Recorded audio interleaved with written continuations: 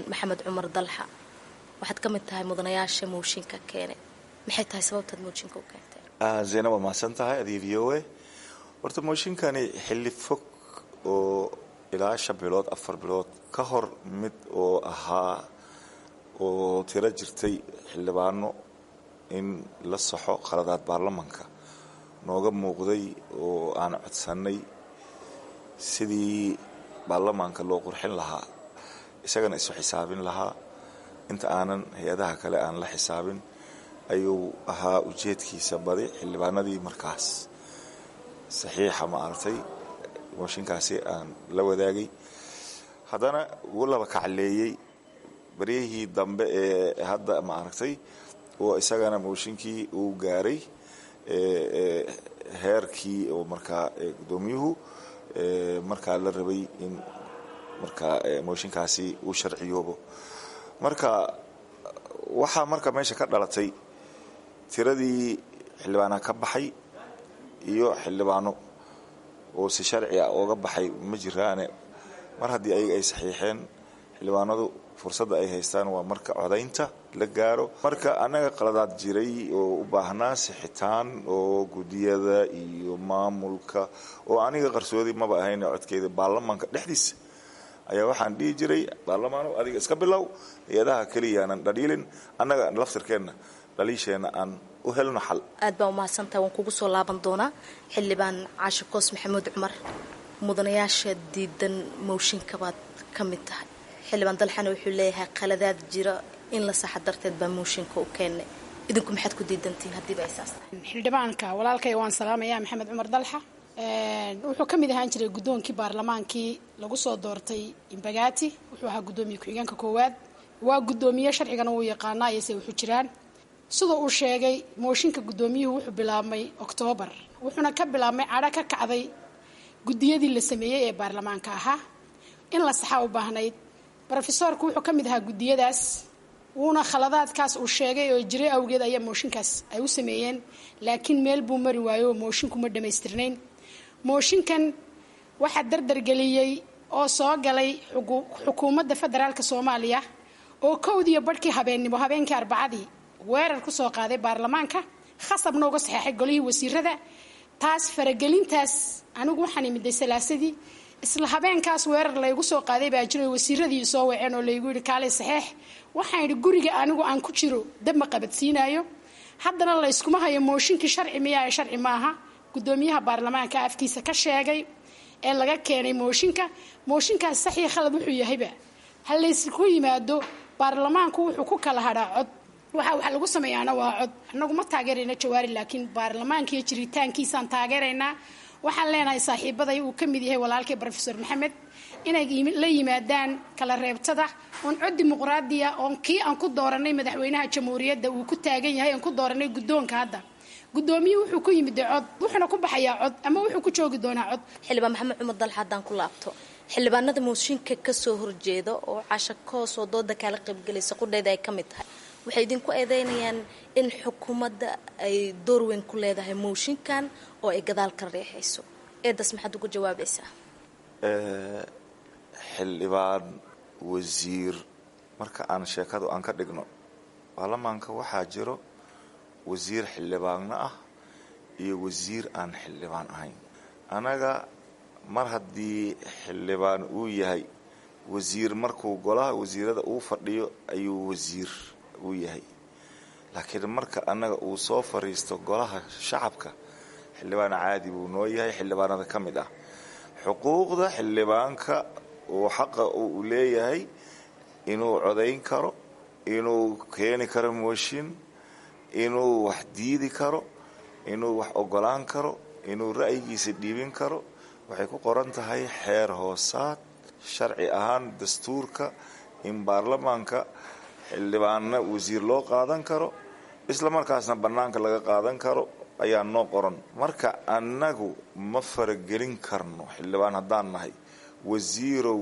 ra'yigaaga sideebaad adiga aada mooshin oogu soo biirisay oo waxaan ognahay wasiiro oo ridi jiray oo prime minister wasiiro oo hadday bilowdeen oo guddoomiye mooshin uu ka keenayane dadka qaarkiis bay ku cusub tahay. annaga dadka iyagii kuraasta isku soo garaaci jiray baarlaman shidadiisa wax badan u soo joogay wax ugub ah ma aha. waxaan siinayaa xildhibaan caashe koos maxamuud cumar, waad maqlaysaa hadalka xildhibaan maxamed cumar dalxa. walaalkay maxamed waxaan leeyahay fallaadhiga geesho kaagama goodo walaal. xildhibaanada waa run, waa xildhibaano wasiiro ah, laakiin prime ministerkii baa ku jira. loobinka waxaa lagu hayaa xafiiskii, waxa wadee dabada ka riixaya waa xukuumaddii. aniga wasiirada reerka yagaabaa ii yeedhay, kaalin saxiix bay igu yidhaahdeen. waxaan idhi anigu waxaan difaacayaa xildhibaannimada iyo baarlamaankii, mana saxeexaayo. indhahan ayaan la iska ridin. daraad kulanka iyagu qabteen, indhihiinaad ku arkaysayna golihii wasiiradu meesha fadhiyeen. marka walaalayaal, annagu waxba ma diidanina macal wasiiradu hayse soo raacaan iyo waxoo dhaniye. soomaalinimadiina ha la eego, waxna ha la xeeriyo. sharcigu waxa weeyaan wuxuu ka bilaabmaa kitaabka ilaahay. waxa noogu xigaayo waa dastuurka iyo xeroosaadka baarlamaanku samaystay. kaasaanu ku kala baxaynaaye cod aqlabiyad laha lagu kala baxo, ha la isugu yimaado. inta aanan ka ahayn aqalka yagii lagu qaatay ee la inqilaabay kaa tegi mayno. laakiin meeshii lagu doortay madaxweyne farmaajo ayaan raalli ku nahay inaan tegno. jawaari wuu baxayaa cod aqlabiyad loo 184 cod haddii laga keeno. aniguna waxaan raalli weyn ku hogaansamayaa guddoomiyaha markaa la keenana wax ka doorto. xildhibaan baan nahay aniga dalxana gacantaan isku dhiibaynaa. haddaba 2 qof oo saaxiiba walaalaa baan nahay. fikirkan ku kala duwannahay maahine wax dhibaatinima dhex yaalaan. waxaan siinayaa xildhibaan maxamed cumar dalxa. meeshaan colaad ma taalo, jawaari nacaab iyo jawaari jacayl. khayrana fulinta waaye, annagana sharci dejinaan nahay. xildhibaan waa xor, ninkuu doonana wuu dooranayaa, ninkuu doonana waa diidayaa. mooshin waxaa loo keenay sharciga ninkii ilaalin waaya, fulin waaya wixii loo baahan yahay. xukuumadda keliya ha laga keeno lama dhihin, iyo wasiiradee nin sharciga ka sarreeya ma jirto. guddoomiyahana waa la wada doortay, 2 jeer baa la wada doortay. colaadinin dad si gaara uga dhexaysa male. xafiiltan xukuumad iyo baarlaman ka dhexeeyana ma jiro. meesha sharci baa laysku haystaa. waxani waa sharci, mooshinkan sharci waaye iyo sharci ma aha. guddoonkii baarlamaankii baa nin ka tirsan guddoomiyihii ku-xigeenkii koowaad ayaa qiraya, wuxuu leeyahay mooshin sharci ayaa la ii keenay. guddi joogtaa soo dhexgalay, shaqo kuma laha. hawsha in la dhabqiyo ee la marin habaabiyo. waxa meesha yaal waxa waaye 2 multiply 2 waa 4 way. 2 lagu dhuftay waa 4. 5 ma ka dhignaa, maslaxa ma ka dhignaa. haddii 3 aan iraahdo ka warama ma soo gelaysa meeshaan. haye xildhibaan caashe koos maxamuud cumar. hadda iskuma hayna annaga sharci la-aantiis iyo sharcigiisii oo guddigii joogtadaabaa caddaysay. guddiga joogtada uu leeyahay faragelin kuma laha. waa kuwa noo soo jideeya ajandayaasha baarlamaanka aanu kaga hadalno. waana guddoomiye sharci yaqaan oo og. guddiga fulintana ka tirsanaan jira oo guddoomiye ku-xigeenka wuxuu ahaa guddiga arrimaha dibadda. waana brofesor, yuuna indhaha iska tirin, difaacna yuuna gelin. brofesorka waxaan leeyahay dalku maanta burbur uma baahna. dalku maanta in layskaga horkeeno mooshin baa la wadaayo lama wado uma baahna. guddiga joogtadu iyadaa noo soo jaangoysa ajandaha baarlamaanka loo horkeeno. adeer waxaan ku weydiinayaa guddiga joogtada cadaalad ma ku dhisan yahay? nin hal kursi leh baa guddiga joogtada ka tirsan, 7 kursi dad leh baa bannaanka laga geeyey. ummaddan awood qaybsi baa lagu qaybsadaa baarlamanka. xuquuqdii ay lahaayeen baa inta laga saaray ayaa dadna guddiga joogtada xisbi gaara oo kale loo dhistay. ma kuu saxba adiga? baarlamaanada adduunka dadaan luqad xataa garanayn baa inta lagu qoray ayaa dadkii waxgaradka ee baarlamanka joogay dhan baa laga joojiyey. waxaan difaacaya waa sharciga. cadaalad daradana ka soo horjeeda, qofna ugu hiilin maayo, qofna ka hiilin maayo. waxa meesha yaala waa cadaalad dara gaamurtay. xaaladda hadda meel adag ayay maraysaa. haddii guddoomiyaha golaha shacabka iyo xukuumaddii ishayaan, idinkana aad labada dhinac la kala safateen, yay arrinta sugaysaa inay xalliso caashe maxamuud cumar? golaha shacabka ayay u taallaa arrintan arrimo ka xasaasisan ayaanu xallin jirnay. waxaana lagu xallinayaa 1 horta xukuumadda waxaan leenahay baarlamaankaad qabsateen ka baxa, ku soo celiya ciidankii noo joogay. baarlamaanka xildhibaanadana waxaan leeyahay waxa lagu kala baxay waa code. aan u dareerno cod bixinta, aan iskugu nimaadno, aan ku kala baxno cod baa wax lagu kala bixiyaa. annagaa garsoorayaal ka noqonayna oo wax kala bixinayna haddii ay daacadnimo jirto. waxaanan ku kala bixinaynaa dastuurka iyo xeroosaadka u tegsan golaha baarlamaanka iyo dalka Soomaaliya. beesha caalamka oo soo saartay war-saxaafadeed waxay sheegtay in qalalaasaha siyaasadeed ee haatan taagan uu halis ku yahay guulihii la gaaray.